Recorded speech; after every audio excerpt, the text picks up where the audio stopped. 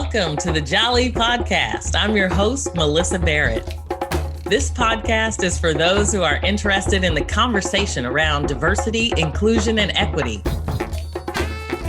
Each week, I'll be interviewing a guest who has something special to share or is actively part of building solutions in this space. Let's get started. All right, so today I am excited to have Cynthia Mundy on the show, and thank you for being here. Thanks for having me. Yeah, absolutely. Cynthia Mundy is a Bay Area native working in technology. She's served in a number of capacities, including diversity and inclusion, chairing a Black employee resource group for many years. She's a singer, an actor, just a fabulous individual. And in light of the continued attention on racial injustice, I thought it might be helpful to just talk a little bit about how and why we started the journey that we had. Cynthia and I go back a long ways, and over the past 20 years, my husband and I hosted a Kwanzaa event in our home. And we've always invited the community, had a multicultural audience, educated, showcasing African and diasporan history and culture. And Peter, my husband, was a curious individual who's now passed, but loved history and had a lot of Black experiences, ended up being a professional storyteller. And although he loved every culture, he was guided by his storytelling coach to focus on Black culture, mostly because there was such a need for education in that area. So he began to call himself the Jali, which, as you notice, is also the title of the Jali podcast. So before I start on that journey, I wanted to just talk a little bit about Kwanzaa and how we started that whole celebration for us. Kwanzaa is an African-American holiday celebrated from December 26th through January 1st. It's based on the agricultural celebrations of Africa called the First Fruits Celebrations, which were times of harvest, ingathering, reverence, commemoration, recommitment, and celebration. It's a time to celebrate heritage, achievements, reverence for the Creator and creation, commemoration of the past, recommitment to cultural ideals, and celebration of the good.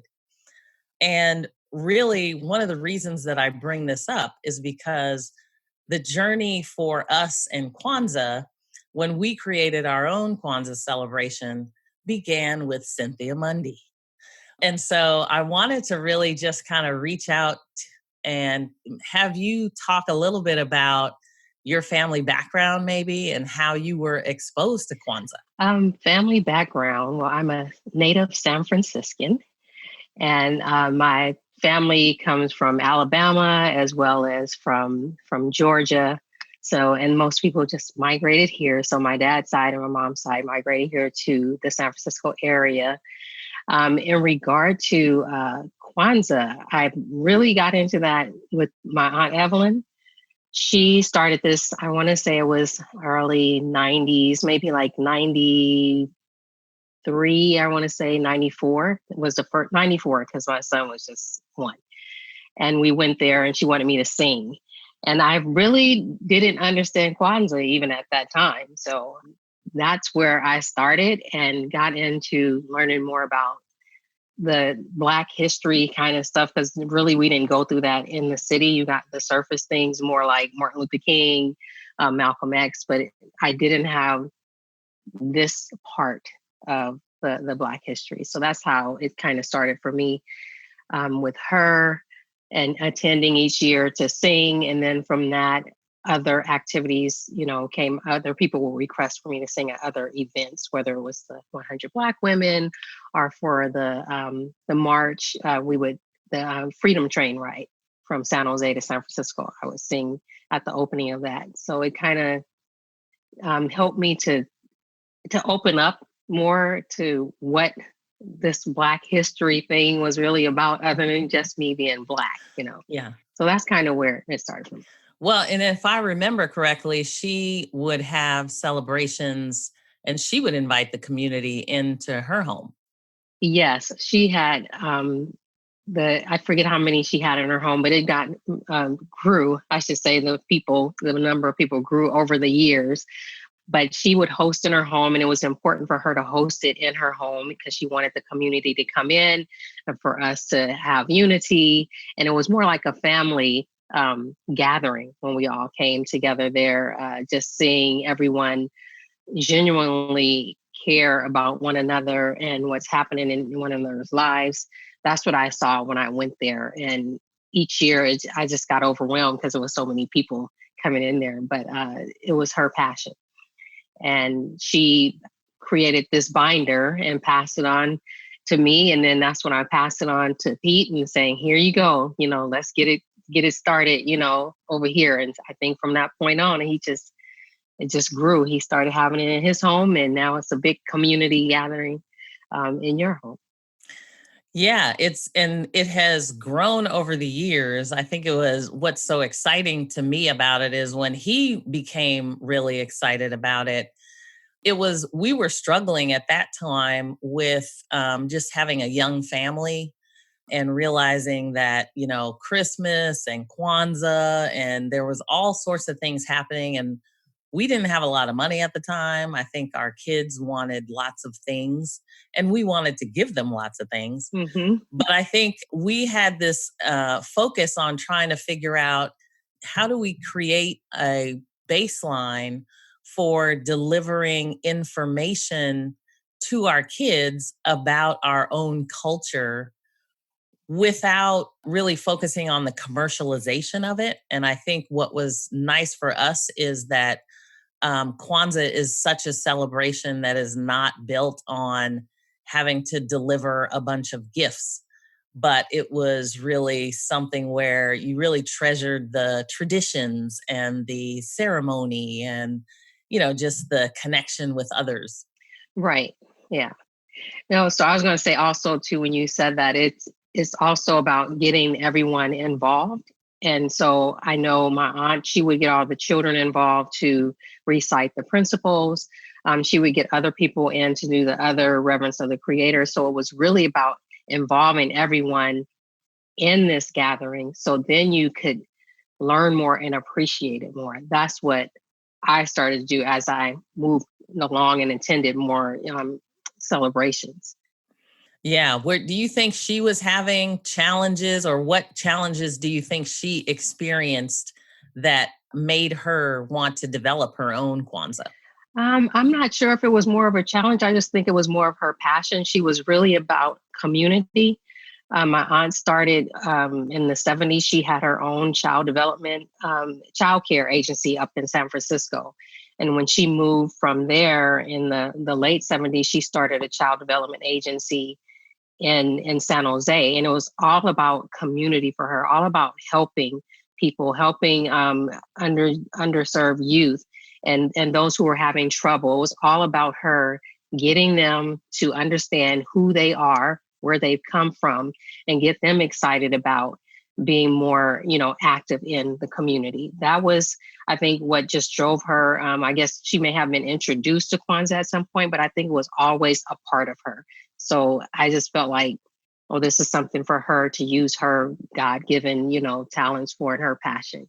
Yeah, and you talked a little bit about how what the celebrations were like with you singing and getting other folks involved. Can you talk a little bit about what those programs look like? So the programs, she would get our family when we first started. It was mainly our family who would like sing, then the kids would recite the principles, and my uncle would be doing the reverence for the creator, and you had other people doing the table, explaining the items on the Kwanzaa table.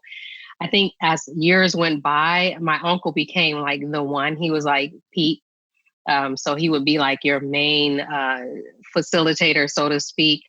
And then she would get, as her grandchildren grew older, just getting them to participate. I think always trying to get the kids to participate was the most challenging. But the adults, from the times that I went, they had no problem jumping in let's do it. They were excited to come together to fellowship and just catch up on what's going on with each other. Yeah, it was kind of that one part of the year that I always felt like if you didn't see somebody any other time during the year, that you could come together and really just kind of recommit and fellowship and have some food and commune together at least that one time. So I think we started off, I want to say the first Kwanzaa had maybe, I think we had 4 families with Yes, maybe 12 of us or so, maybe something 15 of like that. us. Yeah, And now I think we've had, crowds up over 100 in the house. And we were always very focused on making sure that it didn't move to another facility, because a lot of folks will celebrate in, different community centers. And there's nothing wrong with that. I think it right. just provides kind of a different feel when you're having it in your home. Yes, it does, because I've gone to different Kwanzaa like events, and it's not as oh, I can't describe the feeling, but it's not like that home family connected kind of feeling. You understand what's happening there. They're going through the principles and explaining Kwanzaa, but it's not the same as when you're in a home. It just seems more like family, and more uh, family oriented, I should say, when you come together in a home. Yeah, and I think even with the kids, even over the years as the kids grow up, it's just that safe space for the kids to make mistakes and, but really learn about their culture. And I think for a long time, I know Peter and I, when we think about our kids, we never thought they were even listening. Hmm. Because, it's like you're trying to drill in different things about your culture. And then all of a sudden you look up and they're teenagers and you think they haven't listened, but they actually have been listening. Right, And it's really kind of it's just rewarding to kind of see that they start to embrace their own identity, right. because I think that's part of the challenge, is just learning and understanding how your identity is going to impact you. So can you talk a little bit about, with now there's so much conversation about racial injustice, and I'm sure you've had your own experiences about, in the corporate world, some of which if you want to share, feel free. But I'm sure there are things that are frustrating, exhausting. I know I've had, just the trauma of reliving things a lot, and the injustice of it all. What do you think we could do? Because I think about the principles of Kwanzaa as something we can use every day. So when we talk about the principles of unity, self-determination, work, collective work and responsibility, cooperative economics, purpose, creativity, and faith, we should be thinking about on a regular basis. And I know it was created in order to really help lift an entire culture out of the civil rights movement, to really kind of take that negative anger and really turn it into something positive. So you think that's been helpful, or how have you embraced those principles? Oh, I have to think about this for a minute. So, just thinking about the principles, unity, I think comes to mind when I think about all that has gone on, that's going on, especially the current climate. I think that comes to mind only because I think we all need to come together. I still think even amongst our cult, within our culture rather, there is still some division, and I think we all need to come together and understand who we are, and understanding our culture, so that we know that we value ourselves. And if we value ourselves, then other people will value, us as well. And that is the unity to me that we need to have, is let's value one another and be able to take that out into the world and not, I don't know, fight against one another. I see, even though we come together a lot with what's going on, I still see that part of it there. Self-determination, is to define ourselves, name ourselves, create for ourselves, and speak for ourselves. That's something that I see happening, but I still think our culture could be a bit stronger in that self-determination. Just those first two just stick with me. If we can really hone in on those and embrace those, I think as a people in our culture will be stronger. And then when I think about even coming into the workplace, just looking at unity and self-determination, I can have that as an individual, but when you have a group like we have a group employees group there, it still seems we're not all in the place we need to be, so that we can show that, what do you call it, strength in numbers, and be able to rise up and have a voice and make change. I see things happening now because of the current climate, but I guess it took something of that magnitude to get us all to start saying, "Hey, we all need to pull together." Well, and I think it's very optimistic. I think I'm optimistic that we have people involved in the conversation that likely have never been involved in the conversation before. So it is encouraging. And to pick up on your discussion about self determination, about defining ourselves, naming ourselves, creating for ourselves, and speaking for ourselves. I think part of the information that a lot of groups are looking at today, even in corporations, is the ability to make sure that the collective group, whether it be Black employees or people of color, whether they are actually being included in the conversation. Because I think everybody is looking to take a lot of action, but the process to make sure that the collective community is engaged and providing feedback is so significantly important. And I think sometimes we just rush to take action and we're not connecting those dots. Hmm. I agree. I agree. Let's pause for a moment. We'll be right back.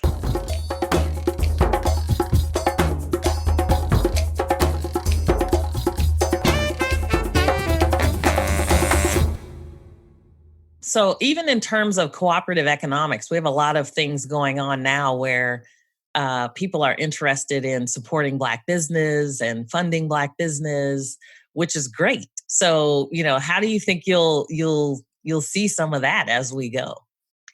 I actually think that for me, I'm looking to support more Black businesses, and I'm definitely always seeing, like, you know the advertisements come up in my thread on Facebook or something like that to support Black business. I'm looking forward to doing more of that because I don't think I do enough of it, but it's probably because I'm not aware. So I'm trying to make myself aware by doing more research and actually supporting them, because if we support, one another, then our businesses can grow and be mainstream, as opposed to, sitting in the back and then eventually, having to die out. So I'm looking to do more of that. And I love seeing people become entrepreneurs, whether it's selling products, whether it's selling a service. I love it. So I'm looking to do more of that. And I think what's because of what's happened is kind of like been the motivator for people to want to do, either become entrepreneurs or to support those who are. Yeah. Do you think in terms of just creating solutions, I think a lot of the principles are focus areas for me in terms of just, creativity and purpose. And you have a lot of creativity when it comes to your own singing and acting. So, I think a lot over the years, as we've, kind of pulled in those things for our own celebrations, I think there is a thought process for people to be able to pull in other cultures and diversity in general as they go about their own business on a day-to-day basis. And I think it creates a lot more innovation throughout the world, really. So I wonder if there are, you work in technology, and typically there are not a lot of people of color in technology. Do you think there are other solutions we might want to tap into? How do you mean solutions? Other solutions, like? So are there things, I know there are folks looking at, like how to pull in additional people of color into corporations or technology, STEM programs. Um, I don't know. Well, the solutions I think that are out there just need to actually be worked, because I think they've been talked about for a long time. Going to HBCUs, getting college students to intern from those schools, and I think not just the HBCUs, but other, just even local colleges. I think they could reach out to, or even what do you call it? The trade schools. Someone who's just going to a technology type school, not to get a bachelor's or any type of degree like that. But I think that we could cast the net out that way, because everyone's not going to a college, or a city college or a university. They could be someone who just attends a course and becomes great at coding, or become a good hacker, or however they do. They're not all in school. So I think just casting the net in different areas other than your typical your schools would be way to actually move it forward. Because right now, I think they're doing things to bring people in of diverse, cultures, but we're not all in school. So I Yeah, think we could just cast it a little wider, I think. definitely. In terms of just kind of going back to Kwanzaa and some of the things, in terms of when you complete a Kwanzaa event, what does it make you feel like? Well, I feel bad because I should be doing it like more often. I keep saying, you know what, I just need to do this every day, practice these principles, and read through our whole Kwanzaa, event. So I kind of get that, oh, I feel guilty because I'm not doing this on a regular basis. But then it's like, okay, this is motivation. As Black people, we can come together, we can do events, and they can be successful. We have a lot of people with professionals, that we can use their skills. You learn more about people there, and it's like, I need to connect with that person. So I leave saying, okay, I need to do this better. I need to connect with this person. I need to start this ministry over here. I leave with all these grand ideas, but then life happens and I just kind of let the ball, drop. But it definitely, when I'm there and when I leave, it's like I really need to dig more into my culture, because I don't do it enough. I think I started this, and when I started talking to Pete, he's being Black, and I'm like, I'm not from Africa, and he was like, what? Excuse me. So he kind of just pushed me to like start thinking, okay, you're not just Black, because that's I grew up in San Francisco, and other than my aunt Evelyn, there wasn't anyone in the family championing.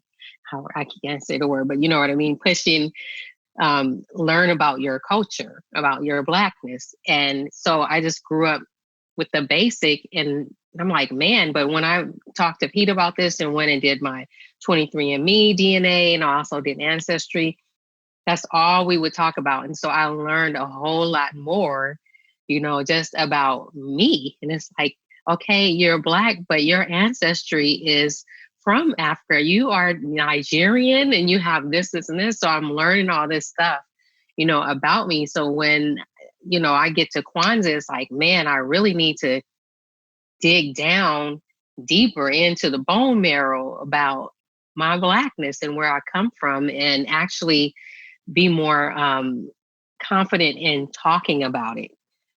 Not just, I'm Black, I'm dealing with, I deal with racism. People don't like me because of my skin color or whatever. And it's like, that's just basic stuff. But do you know why? Do you get to the marrow of why? And that's what Kwanzaa does for me. It's like, dig a little deeper, sister.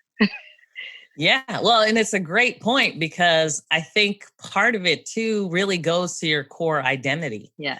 And so, as I used to think about it, it was always interesting because you shape your own identity. If you don't know where you came from and the strength of your ancestors, the kings and queens that existed back in Africa well before slavery began, you start to think that the education and the journey is all tied into slavery. And I Right. think you miss that definite marrow part of Yes. your being in Yes. terms of what that brings for you as an individual. So, and I think we all come from there, right? So we all have it inside of us. And it's a matter of us actually being intentional about understanding our own history and our own education. Right. Right. So, do you think that, I know I'm looking at my kids who are now in their 20s, and they have now, this past year, really gotten into trying to assist with planning Kwanzaa. So that's been kind of exciting because, in the past they were like, oh man, we got to clean the house and whatever. But getting them to participate and really, think about what they want to do for their own families. And now, they're creating their own Kwanzaas and, those things blossom. So I'm excited to see the next generation kind of get into that Kwanzaa celebration as well. And do you know anybody, specifically in your area? I know we live fairly far apart, that attend or, are interested in Kwanzaa celebrations? I don't know anyone that's having anything. I know that my uncle, who used to um, facilitate my aunt's Kwanzaa, he would probably be. I'm not sure if he attends anything, but I know he's all into the culture as well. So I'm sure he's doing some things. But other than that, I don't know anyone other than our mutual friends that actually participate in Kwanzaa and in my community. I haven't even heard of a Kwanzaa celebration here. I'm in the Bay Area. Have not heard of one near me in the East Bay. Uh, and I'm sure there are. I just have not. It's not widely advertised. So, but Yeah. And I'm hoping, well, the one thing that I would hope would come from my legacy one day would be that everybody who has come to our Kwanzaa celebration would at least try to create one of their own so that yeah. other people can learn and be educated about the African American culture as well. Yes. And I know that's going to be something that I need to like really step up on because I have grandchildren now and they are biracial. They're Black and Mexican. So I have to be able to step up so that I can help to teach them about their culture, their African American culture. They're learning, when they're learning a lot about their Mexican culture, because when you're the mom, usually that's where the kids spend most of their time. But I want to try to get, some books and start to teach them more about their culture. I think is important, like you said, for them to be able to carry it on.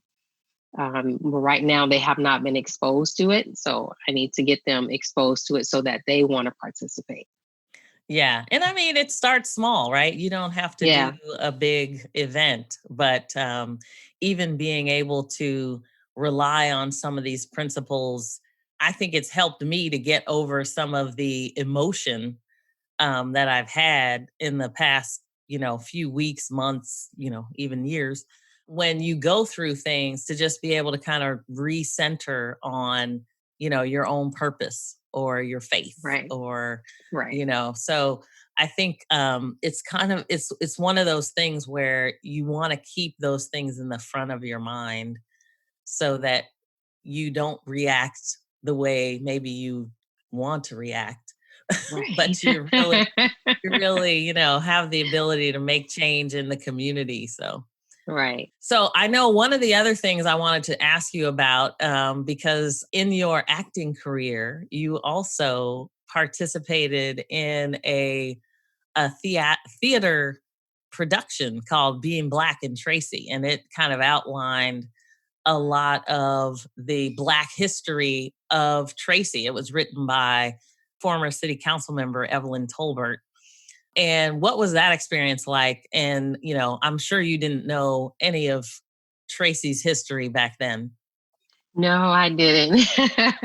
But it was definitely a history lesson. So just learning, having the first Black nurse. I think I was in another play in one of the Tracy plays with that, and then kind of spawned the Being Black in Tracy. So it was interesting to learn a bit about how it was to be Black in Tracy.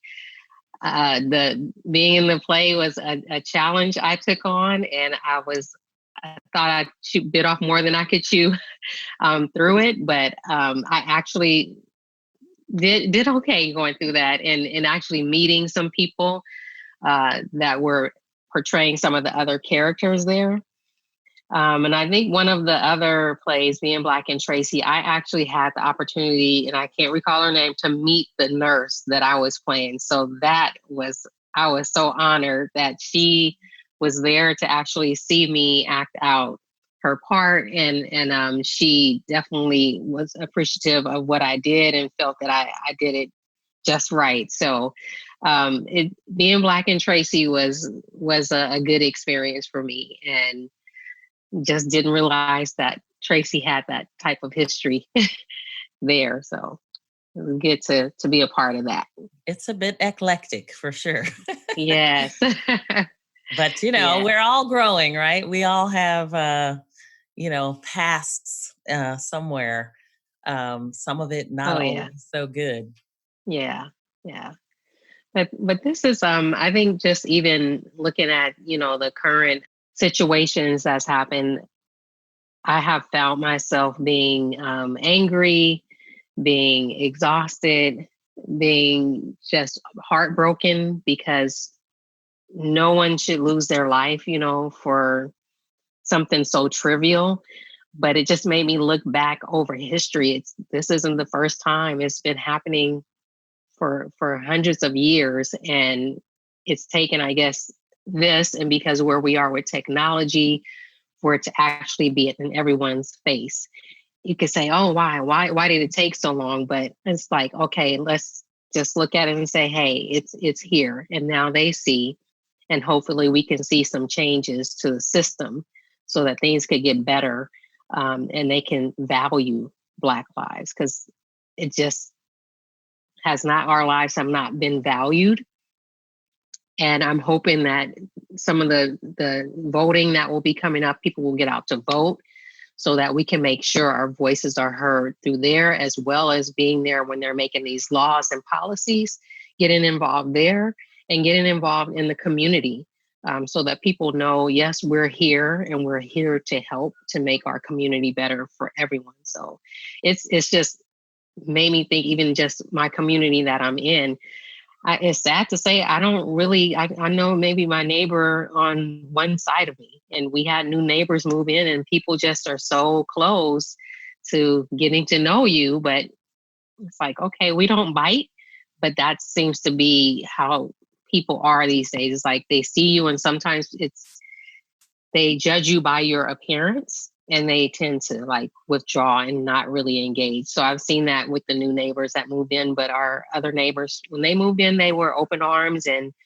coming over, just saying we're introducing ourselves and things like that. So I'm this whole thing, I know I went a roundabout way, but has had a lot of thoughts running through my mind, in just the way that I feel, and just the way that the community, I interact with my community here, just my neighbors. I honestly don't know any of them. So, and it's a sad thing, but I'm hoping that this will spark a change even with that, so we can Yeah. do better. And I think, it's interesting because certainly there have been a lot of new emails from people that maybe haven't reached out before. Just even because you're now sharing your experience, there's seemingly, at least, a lot more empathy for the journey and Yeah. understanding the journey. So I think that's positive in itself. Hmm. I think the challenge is, you have people that have been around and doing it for years. I mean, I have, that even during our Kwanzaa events, there's probably some allies that have been to more Kwanzaas than the Black folks that Yes. that are there. So, just being able to, experience things can often just totally broaden your perspective. Hmm. So being able to have those connections, I think, is good. But I think from a systemic perspective, there's just so much work to do Yes. Yes. and it becomes exhausting. So, Yeah. I think you're out there kind of constantly working in the community. I think we all try to put in as much as we can. What other things would you like out there in terms of as we get into more detail on Kwanzaa? Are there other things that you want to talk about that you remember? Any fond memories? um, nothing comes to mind right now. I mean, as it relates to Kwanzaa, I mean, I've enjoyed all the Kwanzaa celebrations that I've been to with my aunt, and as well as with you guys in the Barrett home. Just it makes me, I don't know, happy, I guess, to see how this has grown from my aunt's Kwanzaa, and you have been going strong for 20 years. And I just think that, I wish she had had an opportunity to like attend and see it, but I know she's smiling down, going, "Good job, you guys." So, but no, other than the opportunities to meet people and get other, I guess, invites to other community events like the NAACP in Oakland, San Jose, the NAACP sung at a installation or something they had there, as well as the 100 Black Women Coalition in San Jose. That kind of came out of me singing at Kwanzaa with my aunt. I did something for the 100 Black Men Coalition in San Jose, all because of participating in Kwanzaa. So that kind of helped me grow as I guess, an entertainer, so to speak. She would always tell me, "You're a professional." And I say, "Oh, I'm not professional." She said, "Yes, you are." So she was very good at encouraging me and motivating me. So I do miss that, about her. But just those are the things that I've fond memories of, just starting my journey Kwanzaa with her, as well as with you guys getting into the acting, because I didn't think I was an actress, but I learned to love it. Being in the Tracy plays, as well as going into our own. We had a program at church called Open Mic Group. Getting that set up to where we had it was mainly for the youth to bring in their friends to come either sing it, say it, or play it. And so you could sing something, you could do poetry, or you can play an instrument. So we started that for them. That kind of grew from me participating in Kwanzaa. It's like, let's get this together and get people involved.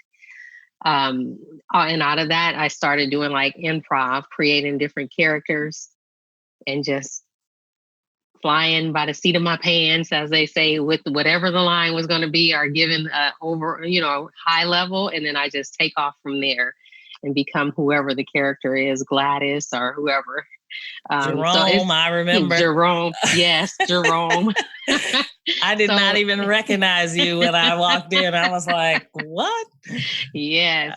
So all of that just kind of brings back memories, from just getting involved in Kwanzaa. Because I don't think I've ever would have done any type of acting had one, I not did the stuff for my aunt, and then Pete encouraged me to do the acting stuff. And I was like, no, I don't talk. Like I told you, I don't talk. I just sing.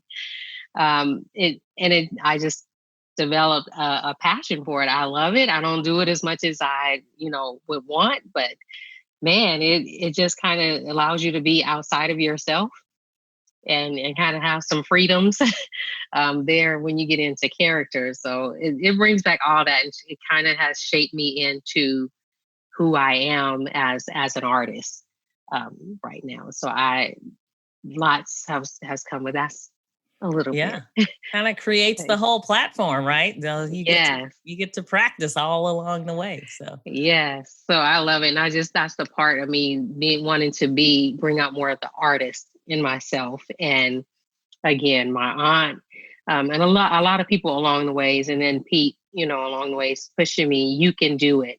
You're gonna do it, and I'm like, no, I'm not, yes, you are.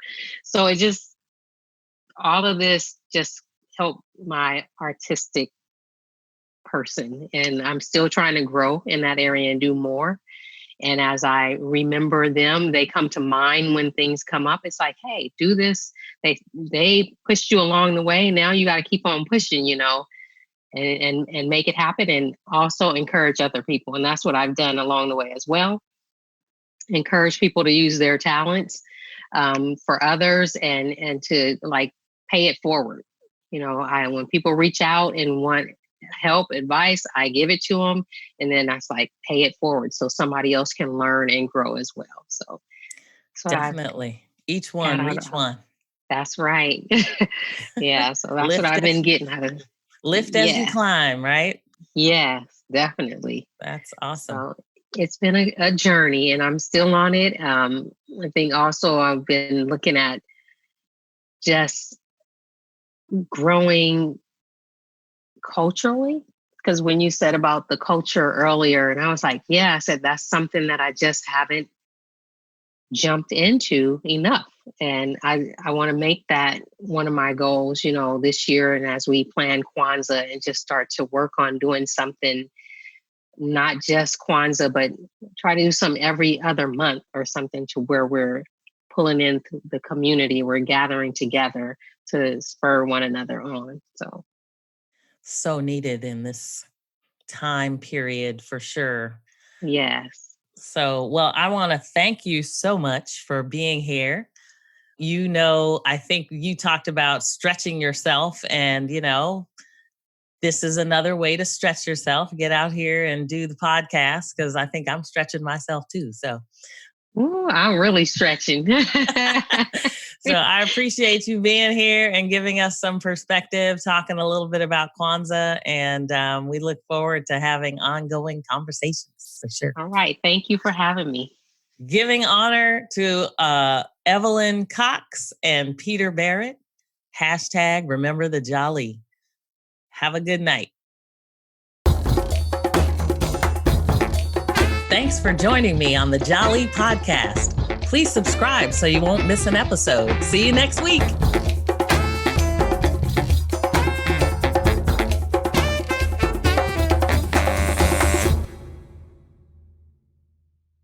This podcast is a part of the C-Suite Radio Network.